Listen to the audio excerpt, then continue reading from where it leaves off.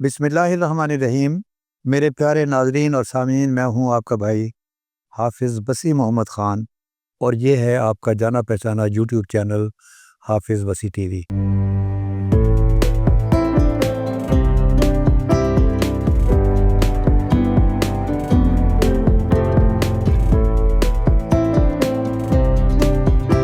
नाज़रीन, हमारी कोशिश ये होती है कि जो मुश्किलात आज लोगों को पेश आ रही हैं या कल को पेश आने वाली हैं, उनके बारे में प्रोग्राम किया जाए। और आज का प्रोग्राम है कि बरसात के मौसम में हम अपनी फसलों का बचाव कैसे कर सकते हैं। और उसके लिए मैंने दावत दी है हर दिल अज़ीज़ डॉक्टर महमूदुल हसन साहब को फ्रॉम नायाब। इस वक्त बड़ी फसलें जो लगी हुई हैं या जो लग रही हैं, उसमें अरंड की, कैस्टर बीन की फसल है, उसमें तिल की फसल है। तिल वाले बहुत ज़्यादा बेचारे परेशान हैं। उसमें मकई की फसल जिन लोगों ने लगा ली है उसके बारे में परेशान है, कपास के बारे में परेशान है। तो लेकिन हम आज बात करेंगे अरंड के बारे में और तिल के बारे में। और डॉक्टर साहब से हम रहनुमाई चाहेंगे कि इस हालत के अंदर अगर बारिशें ज़्यादा हों तो हम अपनी फसल को फंगस से, इंसेक्ट से कैसे बचा सकते हैं और ज़्यादा से ज़्यादा पैदावार हम कैसे ले सकते हैं। आगे चलने से पहले हमारे एक बड़े प्यारे दोस्त हैं, मैं उनका बड़ा एहतराम करता हूँ। उनका नाम है आशिक एग्रानोमिस्ट और क्रॉप रिफार्मर के तौर पर उनका चैनल जो है वो उस चैनल के ज़रिए किसानों की रहनुमाई अच्छे तरीके से करते हैं। मैं उनकी बहुत इज़्ज़त करता हूँ और उनकी अक्सर बातों से मुझे इत्तेफाक होता है। अच्छा, वो उनका ताल्लुक़ कुछ महकमा मौसमियात से भी तालमेल है और मैं उनका एक पिछला प्रोग्राम सुन रहा था और उसमें बताया गया था कि नाज़रीन, जो आने वाला वक्त है उसके मुताबिक जो पेशीन गोई है महकमा मौसमियात की तरफ से, उसमें ज़्यादा इम्कान है कि 60% इम्कान ज़्यादा है कि बारिशें मामूल से ज़्यादा होंगी जुलाई और अगस्त। और साथ ही उन्होंने फरमाया कि 32% इम्कान इस बात का है कि बारिशें मामूल के मुताबिक होंगी। और साथ ही उन्होंने बताया कि 8% इम्कान है कि बारिशें बहुत कम होंगी। अब ये कंफ्यूजिंग स्टेटमेंट जो है महकमा मौसमियात की, उससे मुझे हज़रत शेख सादी का एक हिकायत याद आ रही है। शेख सादी की हिकायत ये है कि एक बादशाह ने शिकार पर जाने का प्रोग्राम बनाया और अपना जो महकमा मौसमियात का इंचार्ज था उससे पूछा कि बताएं मौसम कैसा है। उसने कहा जी 1 महीने तक कोई बारिश का इम्कान नहीं। लिहाजा बादशाह अपने लाओ लश्कर के साथ बाहर निकला। अभी वो थोड़ी दूर गया होगा कि आगे उसको एक कुम्हार मिला जो अपने गधे पर चढ़ा हुआ जा रहा था। उसने देखा कि बादशाह सलामत जा रहे हैं और ऐसा लग रहा है कि ये शिकार पर जा रहे हैं। वो उतरा, सलाम किया और वहाँ उन्होंने कहा कि बादशाह सलामत, थोड़ी देर के बाद बारिश होने वाली है, आप वहाँ ना जाएं। तो बादशाह सलामत ने कहा कि अजीब इंसान, जाहिल किस्म का इंसान है तो मेरा जो चीफ मेट्रोलॉजिस्ट है उसने कहा कि अगले 1 महीने में बारिश होने का कोई इम्कान नहीं। उसने कहा कि हुजूर, मेरा तो ये तजर्बा है और मेरे पास कुछ टूल्स हैं, उससे मुझे पता चला है और मैंने इसके मुताबिक बता दी है। तो आप जाना चाहें तो आप जा सकते हैं, बादशाह सलामत है, आपको कौन रोक सकता है। अभी बादशाह सलामत थोड़ी दूर आगे गए तो बारिश होने लगी और टिका के बारिश होने लगी। एकदम बादशाह सलामत अपने काफिले के साथ वापस मुड़े और आगे रास्ते के अंदर उन्हें वो कुम्हार अपने गधे के साथ मिल गए। अब वो बादशाह सलामत ने करीब बुलाया और उसने कहा, तुम्हें कैसे पता चला कि बारिश होने वाली है।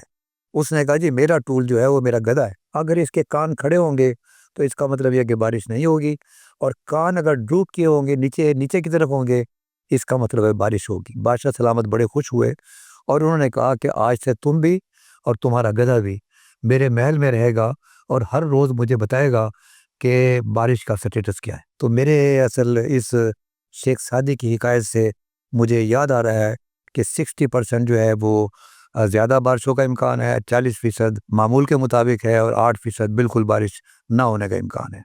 हम आगे चलते हैं। आगे चलने के अंदर देखना ये है कि हमारे आबाओ अजदाद से हमारे पास एक डेटा जो है मुंतकिल होता है कि जब ये सैलाब आते हैं, जब बरसात होती है, बारिशें ज़्यादा होती हैं, तो कहाँ तक पानी पहुँचता है और फसलों को कैसे बचाया जाता है, जानवरों को कैसे बचाया जाता है। तो आज उसी को दोहराने के लिए कि अब जो नए टूल्स मार्केट में आ गए हैं और ये इतनी रिसर्च हो रही है, तो उसके हवाले से आज मैं डॉक्टर महमूदुल हसन साहब से पूछना चाहता हूँ कि हमारे पास 2 फसलें हैं, एक फसल लग भी रही है और दूसरी फसल लग भी चुकी है, कुछ लोगों ने दोनों फसलें लगा ली हैं। तो मैं डॉक्टर साहब को वेलकम करते हुए डॉक्टर साहब से गुजारिश करूँगा कि मुझे बताइएगा कि अगर बारिशें ज़्यादा होती हैं, हम उन कम बारिशों को छोड़ देते हैं, मामूल की बारिशों को छोड़ देते हैं। हम सिर्फ़ फ़ोकस करते हैं कि अगर बारिशें ज़्यादा होती हैं, तो उस सूरत में अरंड की फसल काश्त कैस्टर बीन वाले वो कौन-कौन सी एहतियात तैयार करें और तिल जो लोग लगा चुके हैं या लगाने वाले हैं, वो कौन-कौन सी एहतियात बरतें ताकि उनकी पैदावार पर कोई असर ना पड़े? वेलकम डॉक्टर साहब। बहुत शुक्रिया डॉक्टर साहब, मैं सैल्यूट करता हूँ। आप पहले की तरह माशाल्लाह जो भी ज़िम्मेदारों की आगाही के लिए अपने इस प्लेटफ़ॉर्म कन्वे करते हैं ज़िम्मेदारों को, उसका बहुत फ़ायदा होता है और इसका अल्लाह ताला आपको ज़रूर इसकी जज़ा देंगे और अल्लाह ताला आपको अच्छी सेहत दें। तो डॉक्टर साहब, आज का आपने बहुत ही अहम टॉपिक सेलेक्ट किया और शुरू में आपने जो बहुत अहम किस्म की हकायत भी सुनाई है और बहुत प्यारी बात थी उसमें। वाक़ई जो हमारे आबाओ अजदाद रवायात छोड़ी हैं, वो बिल्कुल हमारे लिए मशाल-ए राह हैं, लेकिन उनको साथ लेके अब हमने देखना ये है कि जो इतनी तेज़ी से जो मौसमियाती तब्दीलियाँ हो रही हैं, उसमें तो जो बुज़ुर्ग अगर रात को रज़ाई में सोते हैं तो उनको नो डाउट कि वो बहुत अच्छे उनकी प्रेडिक्शन होती थी, लेकिन आजकल के जो बुज़ुर्ग हैं उनको ये प्रेडिक्ट करने में काफ़ी मुश्किल पेश आएगी कि सुबह क्या होना है। इवन के जो क्लाइमेट वेदर फ़ोरकास्ट भी अगर रात को सुन के हम सोएँ तो सुबह नहीं पता होता कि क्या होने जा रहा है। तो ये इन बातों से हमारा और ईमान पुख्ता हो जाता है कि एक ऊपर ज़ात है, जो अल्लाह ताला है, जो एक हस्ती है, जो इस निज़ामे कायनात को चला रही है। तो जब हम अपनी डोमेन से बहुत ज़्यादा बाहर निकलेंगे तो उस ज़ात ने भी हमें अपना जो ना वजूद का एहसास दिलाना है। तो लेकिन हमें एज़ ए मुसलमान हमारा इस चीज़ से ईमान है कि अल्लाह ताला ने हमें अक्ल व शऊर दिया है। तो हमने ये जो तेज़ी से मौसमियाती तब्दीलियाँ रूनुमा हो रही हैं, जैसे आपने फरमाया कि 60% बारिशों की ज़्यादा प्रेडिक्शन है, तो ये 80% भी ज़्यादा हो सकती हैं और 60 से 40 भी हो सकती हैं और 30 भी हो सकती हैं। लेकिन 30 हो या 80 हो, तो अल्लाह ताला ने हमें ऐसी जो और ऐसे दिया हुआ है फ़िक्र करने की सलाहियत कि हम उनके मुताबिक अपनी जो एफ़र्ट्स है, अपनी जो टेक्नोलॉजीज़ है, उनको चेंज करें। तो उसमें डॉक्टर साहब जो आपने 2 क्रॉप्स का ज़िक्र किया, केस्टर और तिल। मैं सबसे पहले तिल हुआ, चूँकि तेल पिछले चंद सालों में बहुत तेज़ी से इसका एरिया बढ़ा है। कुछ लोग चंद साल पहले हमारे भी कुछ थे, जो मैं एक दफ़ा डिस्कशन हो रही तो वो कह रहे थे जब हमारी पहली वैरायटी प्रूव हुई तो ये तो एक माइनर क्रॉप है। मैं कहा सर, आप वरी ना करें, चंद सालों के बाद you will see this crop as a major crop. तो आप ये तेल जो पहले 50-60 हज़ार 1 लाख एकड़ तक पर लग रहे थे, अब अल्हम्दुलिल्लाह 20 लाख एकड़ के लगभग इस साल, और पिछले साल भी इतना ही एरिया था 17-18, और ये तकरीबन इतना एरिया पे ये फ्लक्चुएट कर रहे हैं 17-18 से 20 लाख एकड़ तक पूरे पाकिस्तान में। और ज़्यादातर आप नेक्स्ट स्टेप ये है कि हमने एरिया तो बढ़ा लिया, प्रोडक्शन भी हमने काफ़ी इंक्रीज़ कर ली है इसकी। जो हम टॉप 2-3 मुल्कों में आ गए हैं, लेकिन उसको कि कोई कामयाबी हासिल करने से ज़्यादा ज़रूरी है कि उसको सस्टेनेबल रखा जाए ना, उसको उस कामयाबी को मेंटेन रखा जाए। ये नहीं कि एक साल आप टॉप 3 में आ जाए और अगले साल टॉप 10 और फिर दोबारा 20 पे चले जाएँ। तो इस चीज़ को मद्देनज़र रखते हुए जो मौसमियाती तब्दीलियाँ, सबसे अहम बात ये है कि ज़्यादातर ज़मींदार हमारे जो तिल की काश्त करते हैं, वो अप्रैल या गंदम हार्वेस्ट करने के फ़ौरन बाद मई में काश्त करते हैं। और उसमें 90% के लाभ के बाद 90-95% ज़मींदार वो या तो ब्रॉडकास्ट छट्टे के ज़रिए काश्त करते हैं, या उनको डिपार्टमेंट वाले जो मैसेज देते हैं कि यार छटा दे के जो इसकी खेलियाँ बना दें, ठीक है? दोनों सूरतों में उसके नुकसानात इक्वल होते हैं, क्योंकि छटा दें या छटा दे के खेलियाँ बना दें तो उसकी प्लॉट पॉपुलेशन तो हर जगह होती है ना, खेली के ऊपर, नीचे, दाएँ-बाएँ, उस जो चैनल बने होते हैं उसके अंदर भी पौधे उग रहे होते हैं। दूसरा सबसे बड़ी जो मिस्टेक्स फार्मर कर रहे हैं अभी, चूँकि जो मॉडर्न वैराइटीज़ हैं जो हमारी है, तीनों वैराइटी, नया पर्ल है, नया मिलेनियम है, नया तिल 2016 है, इनका जो सीड है वो एक केजी में तकरीबन 3.5 लाख से लेके 3,70,000 के दरमियान सीड है। तो जबकि इनकी वैराइटीज़ की प्लॉटिंग ज्योमेट्री ये है कि इसके पौधे चाहिए 1 एकड़ में, अगर आप फुट बाई फुट पे लगाएँ, और लाइन टू लाइन हम रिकमेंड करते हैं 2.5 फुट, पौधे से पौधा 10 से 12 इंच, अगर 10 से 12 इंच लगाएँ तो 17 से 18-19 हज़ार के दरमियान पौधे बनते हैं। और जहाँ अगर आप 1 किलो भी डालें तो आप इसका मतलब तकरीबन 20 गुना ज़्यादा उसी एकड़ में बीज डाल रहे हैं जहाँ इतना सीड नहीं चाहिए, क्योंकि तिलों में कोई जर्मिनेशन का इश्यू नहीं होता।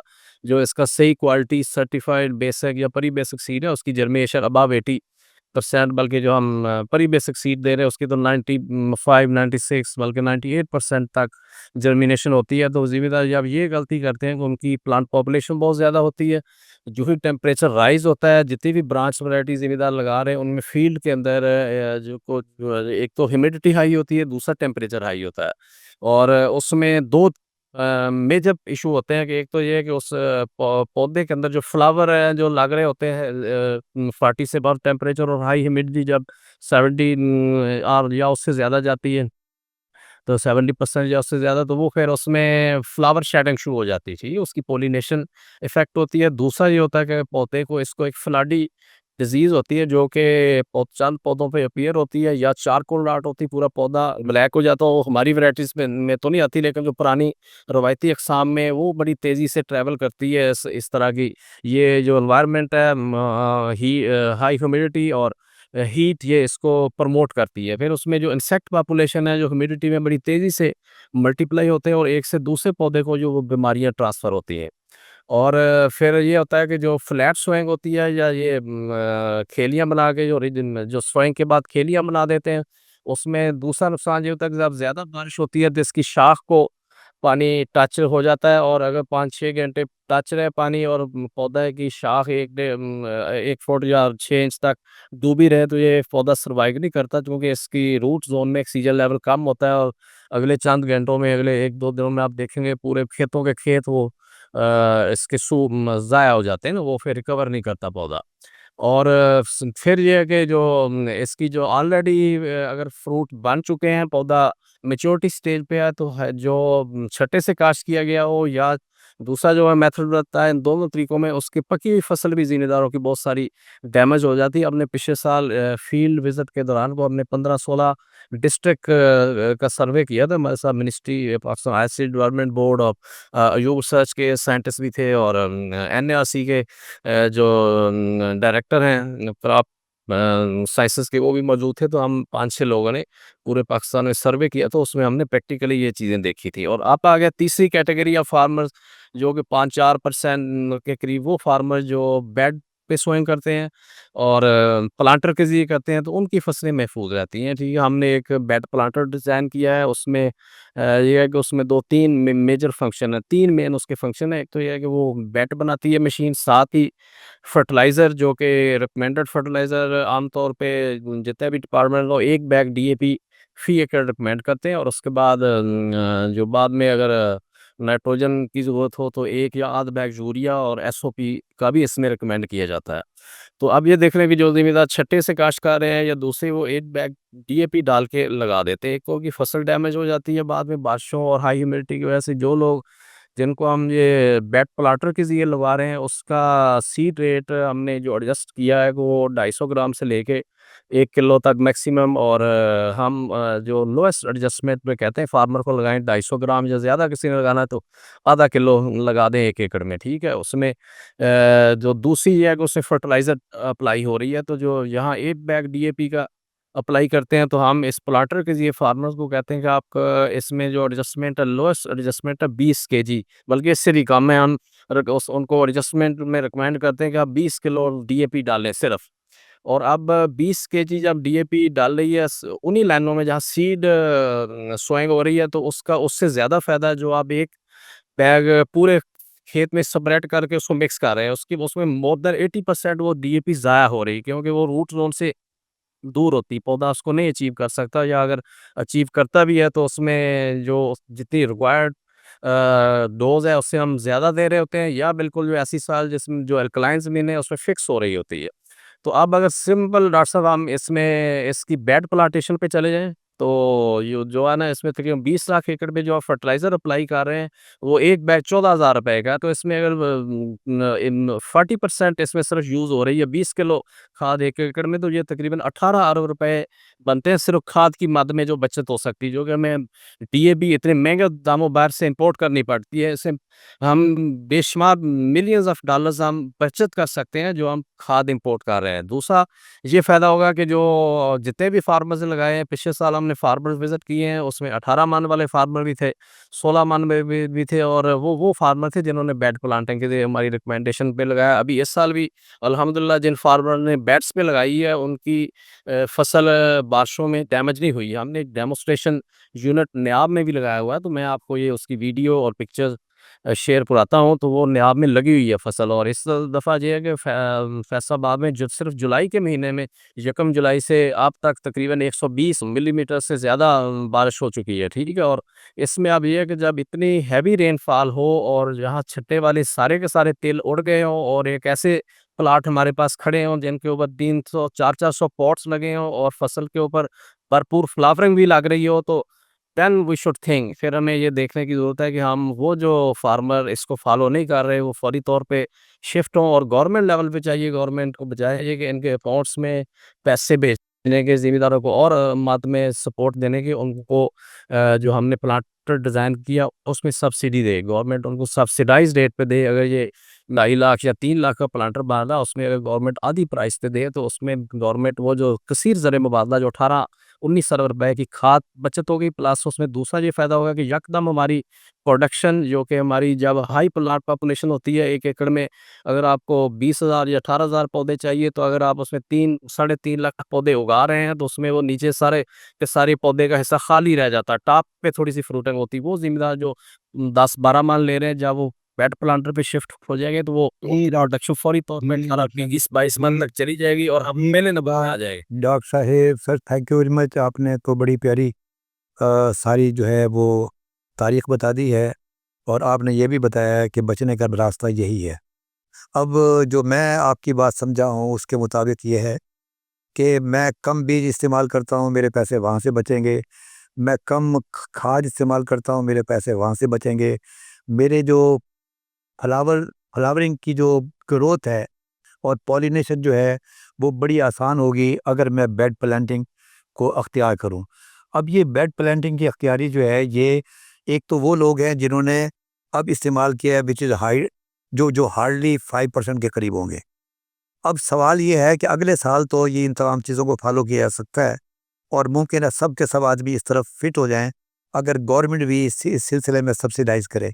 मेरा सवाल आपसे ये है कि मेरे ज़्यादा ज़िम्मेदार जिन लोगों ने बेड प्लांटिंग नहीं की है और अब बारिशें हो रही हैं, उसके बाद उनके पौधे भी जो है वो कोई उसका शिकार होने वाले हैं।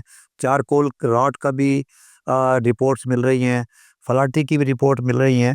इस हालत के अंदर हमारा किसान क्या कर सकता है? अच्छा सवाल है कि वो बहुत सारे ज़िम्मेदार जो कोई 15-16 या इससे भी ज़्यादा लाख एकड़ पे लगा चुके हैं, और अब उनका क्या हाल है ना, ये बड़ा क्रिटिकल टाइम है। तो उन ज़िम्मेदार भाइयों के लिए मेरे जो 2-3 बड़े क्लियर मैसेज है, अगर इसको वो फॉलो करेंगे तो इंशाल्लाह उनकी फसल बिल्कुल डैमेज जो बिल्कुल भी ये कि ज़ीरो पे जाने से तो बच जाएगी, कुछ ना कुछ उनको प्रोडक्शन मिल जाएगी। उसका पहला उपाय करेगा ज़िम्मेदार भाइयों ने फौरी तौर पे वो ये करें कि जो छट्टे से काश्त की हुई है, वो अपने फील्ड में जा देखेंगे कि उनके जो प्लांट पॉपुलेशन है बहुत ज़्यादा है ना, बहुत थिक प्लांट पॉपुलेशन है। वो 2-3 बंदों को अगर ज़्यादा बारिश हो गई है, तो 2-4 दिन वेट कर लें, जब थोड़ी-सी वत्तर हो जाए, उसमें पाँव मूव करने के काबिल हो जाए लेबर, तो उसके लेबर के ज़रिए उसके जो घने पौधे हैं, उनको फौरी तौर पे रिमूव कर दें। उनको ये तो जो बीमारी वाले पौधा, अगर कोई उसके ऊपर फ्लाडी या चारकोल राड वाला कोई पौधा ऐसा नज़र आ रहा हो, उनको रिमूव करें। दूसरा जो सेहतमंद पौधे भी जो अगर एक ही जगह पे 15-15 पौधे इकट्ठे जमे हो, तो उनको रिमूव कर दें बड़ी एहतियात के साथ। वो अगर हाथ से खींचेंगे तो इनकी जड़ें आपस में मिक्स हुई हुई होंगी ना, तो वो फिर पूरा पौधा ही डैमेज होगा, वो दरांतरी ले लें जो आम लोग हाथ वाली दरांतरी होती है, तो वो लेके मैनुअली आप ज़िम्मेदारों को निकलना पड़ेगा, क्योंकि ऐसी मशीन कोई नहीं कि वो आपके फील्ड में से वो पौधे कुछ निकाल दे। ये आप लोगों को हिम्मत करके, अगर आपने 10 एकड़ या 8 एकड़ लगाए हैं और आपने अपने बच्चों की रोज़ी के लिए ये एफ़र्ट करनी है, तो आप 2-4 बंदे लेबर हायर करें और उनको दिहाड़ी दे के इसको फील्ड के अंदर प्लांट पॉपुलेशन कम करें, ताकि पौधे के अंदर ऑक्सीजन का गुज़र होना शुरू हो। और दूसरा ये कि इसका फ़ायदा होगा कि फ्लडी वाले या बीमारी वाले पौधे निकल जाएँगे वो।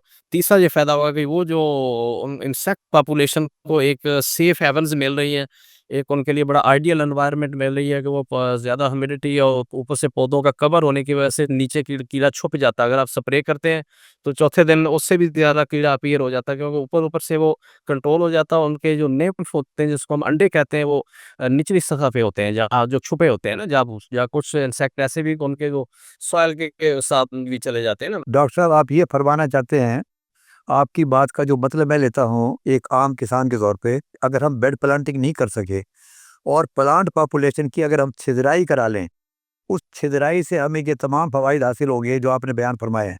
एम आई राइट? यस सर, उसमें छंटाई के साथ-साथ ये भी करें कि जो कुछ न जो ऐसे मौसम में फंगस का अटैक भी आ जाता है कि पत्ते उसमें जस्ट पत्तों के ऊपर बिल्कुल पत्ते कर्लिंग से हो जाते हैं। उसमें ये किसी वायरस का नहीं, ड्यू टू सम फंगस होता है, और उसमें जो फ्लावर बनने का अमल भी रुक जाता है। अगर ये वाला नज़र आए, तो उसमें भी आप फौरी तौर पे वो वाले पौधे, अगर चांद एक नज़र आए, उनको रिमूव करें और इसके ऊपर किसी फंजीसाइड का, जैसे टॉप्सन एम है या कोई और फंजीसाइड, वो लेके उसका स्प्रे करें 2 दफ़ा। टॉक्सिन एम जो आपने फरमाया है, अप्सनम ये फंजीसाइड है, जो जो टॉप जो एरियल जो आम पेस्टिसाइड की तरह स्प्रे हो जाता है पौधे के ऊपर।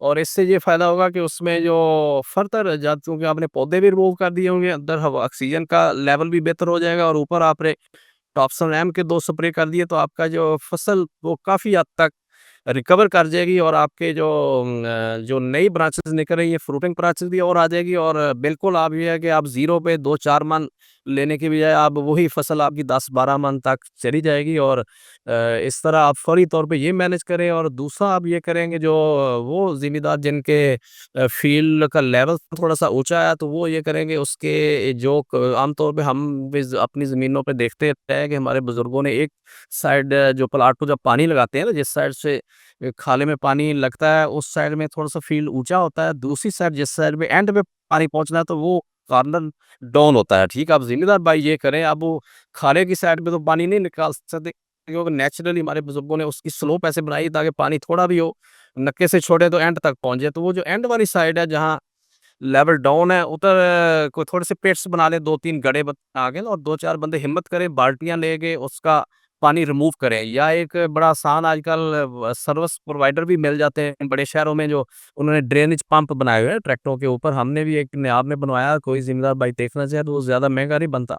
सस्ता से बन जाता है, तो उसे आम जो ट्यूबवेल वाला पंखा है, उसको वो चेंजेस करके ट्रैक्टर की शाफ्ट के साथ एडजस्ट कर देते हैं, वो आप खड़ा करें उधर, और वो 1-2 घंटे में आपके फील्ड का सारा पानी रिमूव कर देंगे। जब वो पानी रिमूव हो जाएगा, तो फिर भी आपकी ये फसल नुकसान होने से बच जाएगी। जी डॉक्टर साहब, ये अब मेरा जो सवाल है वो ये है कि जस्ट बाय चांस मैं एक ऐसा ज़िम्मेदार हूँ जिसका ज़मीन जो है वो बड़ी ताकतवर है, और मैं गलती से यूरिया भी दे बैठा हूँ, फसल भी दे बैठा हूँ। अब फसल जो है वो मेरी फूलों की बजाय वो ऊपर की तरफ चढ़ रही है।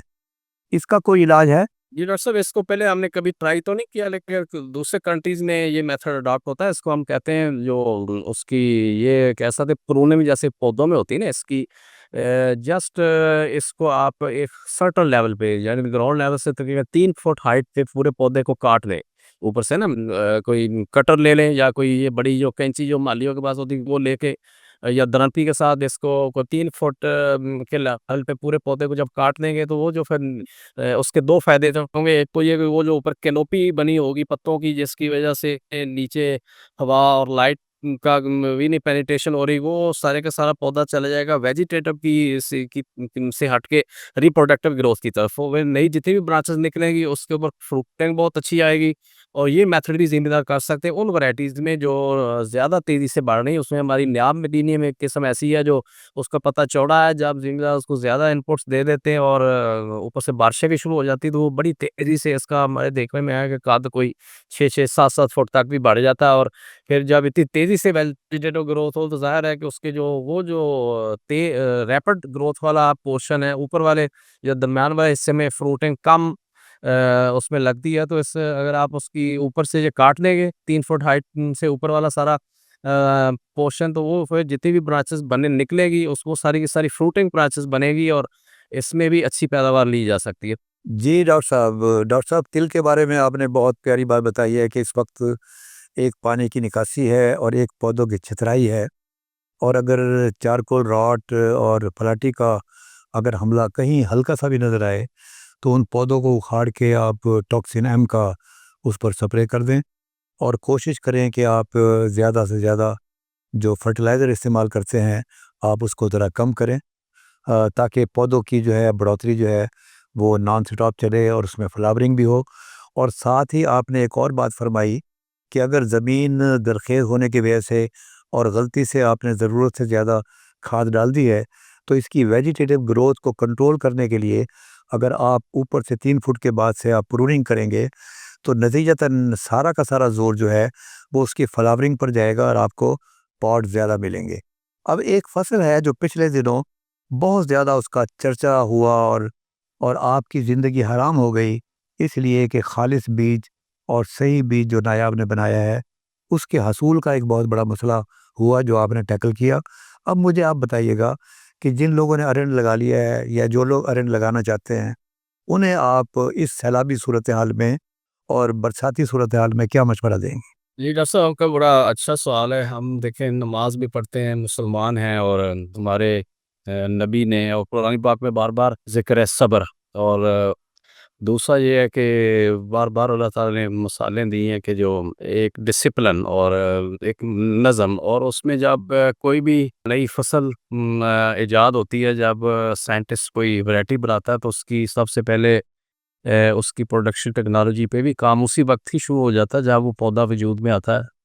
तो क्योंकि अल्टीमेट उस पौधे ने जाके मल्टीपल एनवायरनमेंट पे जाके परफॉर्म करना होता है, क्योंकि जैसे हम एक मिसाइल बनाते हैं तो वो देखते हैं कि ये अगर हम कोई वार्म एरिया में किसी को हिट करना, तो उसके लिए भी उसमें वो कैपेसिटी होनी चाहिए कि वो बड़ी आसानी से गुजर जाए। अगर कोई बर्फानी पहाड़ों में से गुजरना हो तो वहाँ से भी गुजर जाए। जस्ट लाइक कि इसी तरह ही जो हम अक़साम इजाद करते हैं, उन वो 3-4 किस्म की एनवायरनमेंट को फेस करना होता है ना। हमारी एक सामने जो तिल है या रेंड है या कोई भी दूसरी फसल है, उसमें कुछ हमारे एरियाज़ वो वेल फर्टाइल हम जिसको कहते हैं कि उसमें कोई भी फसल लगाएँ और किसी भी टाइम पे लगा लें, तो आपको अगर ज़्यादा एनवायरनमेंट स्ट्रेस नहीं आती, तो वो कुछ ना कुछ दे जाएगी। फिर कुछ ऐसे जिनको हम कहते हैं कि जो एरिड ज़ोन में जिन आते हैं, जिनमें बारिशें भी कम होती हैं और ज़मीनें भी क्लेई टाइप हैं या वो ज़मीनें रेतली टाइप हैं, उनमें वाटर होल्डिंग कैपेसिटी कम है। इन सारी चीज़ों को मद्देनज़र रखते हुए हम ये वैराइटीज़ का स्टडी करते हैं, जीनोटाइपिक इनटू एनवायरमेंटल इंटरैक्शन, यानी जो जीनोटाइप्स हैं, जो अक़साम इजाद होने जा रही हैं, वो मुख्तलिफ एनवायरनमेंट में कैसे इंटरैक्ट करती हैं और उनका जो मुनासिब स्विंग टाइम कौन-सा है। इसी एक चीज़ को मद्देनज़र रखते हुए जो रिंड की हमने अक़साम इजाद की हैं, वो एक तो इसमें ये कि वो बड़ी तेज़ी से फार्मर्स में मकबूल हो रही हैं और उसमें 2-3 वजूहात हैं। एक तो ये है कि ये स्ट्रेस को टॉलरेट करती हैं, जो इनको कम पानी चाहिए, इनको मार्जिनल ज़मीनें जिनमें इनपुट्स कम डालें तो फिर भी ये बेहतर पैदावार देती हैं। और फिर ये कि इनके पकने को दौरानियाँ कम है। जो पहली जंगली अक़साम होती थी, वो कोई more than 1 year multiple years grow करती थी, ये 140 दिन में फ्रूटिंग दे देती फसल। अब जो केस्टर बीन है, इसका मार्केट रेट बहुत अच्छा है, लेकिन हमारे ज़िम्मेदार भाई, हमने इनको काफ़ी सारे ज़िम्मेदारों को इस दफ़ा सीड दिया। जो मेरा टारगेट है कि तकरीबन 2000 ज़िम्मेदारों को प्री बेसिक सीड हम दे रहे हैं इस दफ़ा, ताकि डायरेक्टली उन ज़िम्मेदारों के पास वो दूर-दराज़ इलाकों के ज़िम्मेदार, जिन तक ना तो कोई कंपनी का मुनासिब सीड अवेलेबल है, ना ही वहाँ कोई और ज़रिया है, और वो साल से ज़िम्मेदार या तो जंगली अक़साम ग्रो कर रहे थे, या उनको वो जो सीड माफिया के लोग, जो यूट्यूब पर बैठे हैं, वो उनको जाली किस्म की अक़साम दे के लूट रहे थे। तो उन ज़िम्मेदारों को हाथों में हमने वो सीड दिया प्री बेसिक, जो कि हाईली प्रीशियस जिसको हम कहते हैं, बहुत ही कीमती एक-एक सीड कीमती होता है। आप ज़िम्मेदार भाइयों को साथ ही ये मैं रिकमेंडेशन दी कि इसको आप लगाएँ जुलाई-अगस्त, जो कि रिकमेंडेड टाइम इसका है जुलाई-अगस्त। उसका रीज़न ये है कि एंड में अगर आप इसकी भरपूर पैदावार लेना चाहते हैं तो इसका जो जब फ्रूटिंग इसको सिट्टे लगते हैं, जो स्पाइक्स जिनको गुच्छटे हम कहते हैं, उनके अंदर कैप्सूल होते हैं, जो हर कैप्सूल के अंदर 3 दाने होते हैं और इस तरह जो एक सिट्टे को अगर सही तरह एनवायरनमेंट मिल जाए तो उसमें को 150 से 200 वो लग जाते हैं दाने एक ही सिट्टे में। तो लेकिन इसके लिए चाहिए उसको एक ख़ास एनवायरनमेंट, जो जो कि टेम्परेचर 40 से बिलो होना चाहिए और उसमें ये है कि जो उसकी जो बढ़ोतरी कंट्रोल होनी चाहिए, ठीक है? और अब बढ़ोतरी कंट्रोल करने का तो ये तरीका है कि आप उसको नीचे अगर कोई ज़रख़ेज़ ज़मीन है तो उनमें बिल्कुल खाद अप्लाई ना करें, बगैर खाद के सोइंग कर दें। अगर मीडियम ज़मीनें हैं, जो दरमियानी ज़रख़ेज़ ज़मीनों में आधा बैग डीएपी, और बिल्कुल कमज़ोर ज़मीनें हैं जिनमें न्यूट्रिएंट्स अवेलेबल नहीं हैं, तो एनालिसिस करवा के चेक कर लें, या बहुत कम न्यूट्रिएंट्स अवेलेबल हैं तो उनमें आप 1 बैग डीएपी डाल के इसको लगा दें। तो उसका ये कम खाद रिकमेंड करने का मकसद ये है कि एक तो आप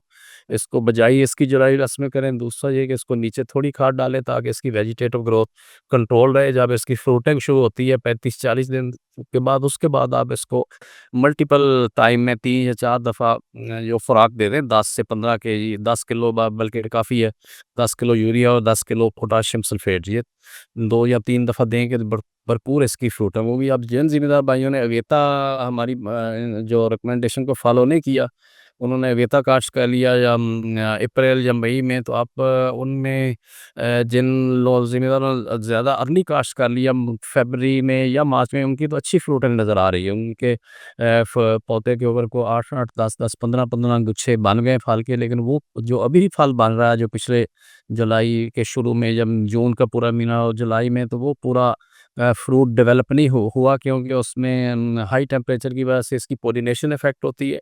अगर पोलिनेशन हो भी जाए तो उस पूरा कैप्सूल डेवलप नहीं होता, क्योंकि इसमें मेल और फीमेल फ्लावर अलहदा होते हैं, ठीक है? और उसके लिए जो टेम्परेचर रेंज है वो 40 से बिलो होनी चाहिए।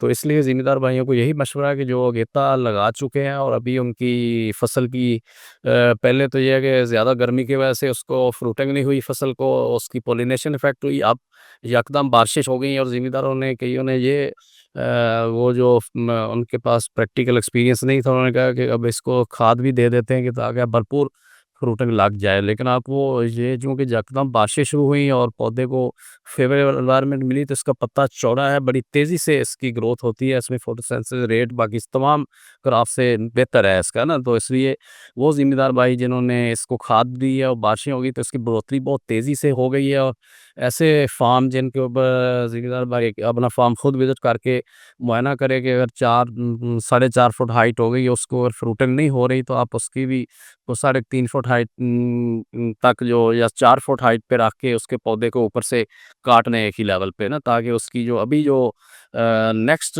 2-3 महीने आ रहे हैं, अगस्त, सितंबर, अक्टूबर, ये बड़ा आइडियल टेम्परेचर होगा। और अक्टूबर बल्कि नवंबर के महीने में भी फ्रूटिंग होती रहेगी, ताकि जो पहले आपका लॉसेस हो चुके हैं उसको तो नहीं हम कर सकते, ताकि उसके जो नए उसमें निकलें। और इसमें पौधे में अल्लाह ताला ये खूबी दी है कि जो ही आप इसको काट के देंगे, थोड़ा सी फ्रूटिंग शुरू हो जाएगी, फर्टिलाइज़र डालेंगे तो इसको भरपूर फ्रूटिंग हो जाएगी। हम इसका रिकमेंडेड टाइम जुलाई में जो सोइंग करते हैं, हम इसको कहते हैं 140 दिन में हार्वेस्ट करके इसको गंदम लगाया है इसने, क्योंकि ये सेमी डिटर्मिनेट पौधा होता है। अगर इसको आप गंदम नहीं लगाएँगे और पूरा फ्रूट तोड़ के और थोड़ा-सा छोड़ देंगे, तो इसके और सिटे लगना शुरू हो जाएँगे, ठीक है? इसको हम, अगर आपने टर्मिनेट करना है इसके में गंदम लगानी, तो फिर आप इसको अक्टूबर, मिड अक्टूबर तक इसको बंद कर दें इसका पानी और फर्टिलाइज़र वगैरह जो भी दे रहे हैं, ताकि इसका आपके में 15 नवंबर तक सारे के सारे सिट्टे मैच्योर हो जाएँ। और जो फिर आप इसको सारे जो मैच्योर सिट्टे तोड़ लें, और टॉप पे अगर 1-2 या 3 सिट्टे इसके हरे भी हैं, तो उसको शाख समेत काट के आप बाहर निकालें। और वो जो पौधे के अंदर पानी है उसकी वजह से वो पूरा सीड तो बन जाएगा, उसको एज़ ए मिक्सचर के तौर पे आप मंडी में बेच सकते हैं। लेकिन जो आपने अपने फार्म पे सोइंग के लिए नेक्स्ट ईयर के लिए रखना, तो उसमें वो जो सेंट्रल स्पाइक्स हैं या वो स्पाइक जो आप दरमियानी या ऊपर वाले हिस्से में भी जब आप स्पाइस को में से बीज निकालेंगे तो आपको बीज का कलर में फ़र्क नज़र आ जाएगा, जिसका एंडोस्पर्म पूरा नहीं डेवलप होगा। जो ज़िंदा तजुर्बा रखते हैं 2 साल कर लेंगे तो उनको ये भी हम ट्रेनिंग देंगे कि वो बीज को पकड़ के देख सकते हैं हम, तो पूरी उनको ये बता सकते हैं कि इसमें कितने बीज जो वायबल हैं, कितने अनवायबल हैं, ताकि वो शुरू से ही ग्रेडिंग कर लें। फिर वो जज़ाकल्लाह डॉक्टर साहब, मैंने अब आपसे ये सिर्फ पूछना है कि आपके एक प्रोफेसर हैं और हमारे दोस्त हैं डॉक्टर ज़ाहिद रज़ा चीमा साहब। उन्होंने एक प्रोडक्ट जो है जो बलूचिस्तान से लेकर लाहौर तक इस्तेमाल हो रहा है मुख्तलिफ़ क्रॉप्स के अंदर, सुरगाब उसका नाम है और बहुत ही सस्ता किस्म का है और जो इम्यूनिटी को डेवलप करता है। मैंने आपसे ये पूछना है कि आपको भी तजर्बे के लिए दिया गया था, आप क्या रिकमेंड करेंगे उसको उसके इस्तेमाल के लिए, ये कैस्टर बीन और तिल के ग्रोअर्स के लिए? डॉक्टर साहब इसका जो अभी हमने तेल शुरू किए हैं तो इसका जो पहली डोज़ जो है ना मैं कल ही अप्लाई करवाई है। कल नहीं 2 दिन पहले, 2 दिन हुए अभी अप्लाई किए हुए। तो इसके रिज़ल्ट्स भी हम शेयर करेंगे। ये इसलिए ज़्यादा इम्पोर्टेंट है कि जो चीमा साहब ने बनाया है ये नेचुरल प्रोडक्ट है, इसमें कोई केमिकल ऐड नहीं हुआ। तो ये तेल के लिए एक ख़ासकर इसलिए ज़्यादा इसकी अहमियत है कि जो अभी कई ज़िम्मेदार अंधाधुंध इसके ऊपर हर्बिसाइड वो स्प्रे करी जा रहे हैं, जो केमिकल हर्बिसाइड है, तो उसमें खुदा न ख़ास्ता ये हो सकता है कि फ्यूचर में जो हमारी एक्सपोर्ट बैन हो सकती है। जैसे पिछले साल हमारी राइस की कंसाइनमेंट रिजेक्ट हो गई थी यूरोपियन यूनियन से, उसमें कंटेमिनेशन आ गई थी, रेसिडुअल इफ़ेक्ट आ गया था, जो जो हम केमिकल ज़हर स्प्रे करते हैं उसका ग्रेन के अंदर रह जाता असर। तो अगर आप अरेंड या तेल के ऊपर अगर उसकी ऑर्गेनिक जो लोग वैल्यू एडिशन की तरफ जा रहे हैं उनके लिए तो मैं स्ट्रांगली रिकमेंड करूँगा कि ये प्रोडक्ट इस्तेमाल करें, और उसमें ये फ़ायदा होगा कि जो आपकी जो ऑयल के अंदर या सीड के अंदर उसका जो केमिकल रेज़िड्यू नहीं जाएगा, तो इसमें ना सिर्फ़ हमारी एक्सपोर्ट बेहतर हो सकती है, बल्कि वो ज़िम्मेदार जो बिल्कुल ऑर्गेनिक फार्मिंग पे करना चाह रहे हैं वो ये स्प्रे करें और नीचे केमिकल फर्टिलाइज़र भी ना डालें। वो जो अगले साल लगाएँ तो एरंड का ही जो बाकियात है उसको ज़मीन के अंदर रोटावेट करें और उसको पानी लगा दें जस्ट भर के। सर उसमें ये करें कि जो वो ज़िम्मेदार जो इसकी ऑर्गेनिक फार्मिंग करना चाह रहे हैं, चूँकि रेंट या तिल का जो ऑर्गेनिक ऑयल है वो इंटरनेशनल मार्केट में उसकी कीमत कई गुना ज़्यादा। अगर हम ये कहें कि रेंट का जो 125 एमएल की जो बॉटल है वो अमेज़न पे तकरीबन 125 सॉरी जो $20 की वो सेल कर रहे हैं जो। तो उसमें सर ये है कि जो ऑर्गेनिक फार्मिंग कर रहे हैं तो उसमें ये है कि ये प्रोडक्ट यूज़ करें और वो नीचे और केमिकल फर्टिलाइज़र भी ना यूज़ करें, बल्कि केस्टर बीन का ही जो रेज़िड्यू है वो यूज़ करें। उस जज़ाकल्लाह डॉक्टर साहब, अल्लाह ताला आपको ज़िंदगी अता फ़रमाए और ये जो आप नेक काम कर रहे हैं, अल्लाह ताला आपको इसका सिला अता फ़रमाए। नाज़रीन, आपने डॉक्टर साहब की बातें सुनी हैं कि तिल को कैसे सँभालना है इन बारिशों की मौजूदगी के अंदर और अरिंड को आपने किस तरह सँभालना है। ये दोनों फसलें आपके लिए इम्पॉर्टेंट हैं। दोनों फसलों के लिए सुरगाब निहायत इसलिए ज़रूरी है कि हमारे जो प्रोडक्ट बाहर जाते हैं उसके अंदर फिर वो केमिकल रेजिडुअल इफ़ेक्ट देखते हैं उसके अंदर उसकी मौजूदगी, और अगर केमिकल का रेजिड्यू उसमें मिल जाए तो वो रिजेक्ट हो जाती हैं। तो इसलिए सुरगाब जो है, चूँकि नेचुरल प्रोडक्ट है, अगर इसको इस्तेमाल करेंगे तो ये फ़िक्र आपके ज़हन से दूर होना चाहिए कि जब ये एक्सपोर्ट में जाएगा तो इंशाअल्लाह ताला ये काबिल कबूल होगा। तो मैं आपका शुक्रिया अदा करता हूँ, डॉक्टर साहब का शुक्रिया अदा करता हूँ। डॉक्टर साहब, हम किसी और टॉपिक के साथ और प्रोडक्शन टेक्नोलॉजी के किसी और पहलू के साथ हम दोबारा आपसे मिलेंगे, दोबारा आपको ज़हमत देंगे। मैं अब तक के लिए आपका शुक्रिया अदा करता हूँ, अपने दोस्तों का शुक्रिया अदा करता हूँ। वमा अलैना इल्लल बलागुल मुबीन।